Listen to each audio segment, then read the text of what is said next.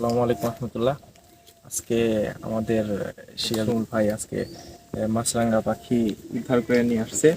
তো আমি এখন শিমুল ভাইয়ের কাছ থেকে শুনবো মেইন আলোচনা যে কিভাবে এই পাখিটা উদ্ধার করলো। এখন আমরা চলে যাই সিরাজুল ইসলাম শিমুল ভাইয়ের কাছে, সে কি বলে। আসসালামু আলাইকুম। এই পাখিটা এক মৎস্যচাষী ভাইয়ের পুকুরে পুকুরে দেওয়া নেটের উপরে বেজে গিয়েছিল, একদম অনেক পেঁচিয়ে নিয়েছিল, প্রায় মৃত্যুদশা পর্যায়ে। তো সেখান থেকে আমি কিছু ছেলে পেলে সহকারে পাখিটাকে ছাড়িয়ে আনি। তো যিনি পুকুরের মাছ চাষে উনি তো পাখিটাকে মেরে ফেলার জন্য উদ্যত হয়েছিলেন, কিন্তু আমরা ছেলে পেলে বেশি থাকার কারণে উনি পাখিটাকে আমাদের হাতে তুলে দেয়, যে বলে যাও তোমরা যা করার করো। তো আমরা নিয়ে এসে রাখছি আপাতত খাঁচায়। তো আমরা পাখিটাকে কিছুক্ষণের মধ্যেই ছেড়ে দেব, কেননা পাখি হলো প্রকৃতির দান, প্রকৃতির সৌন্দর্য। পাখি আছে বলেই প্রকৃতি এত সুন্দর।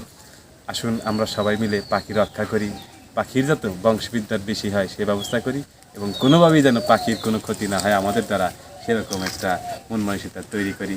এই হোক আমাদের স্লোগান, এই হোক অঙ্গীকার।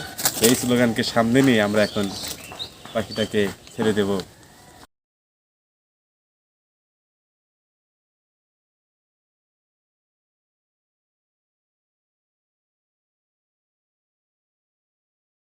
আলহামদুলিল্লাহ, পাখিটাকে অবমুক্ত করে খুবই ভালো লাগলো।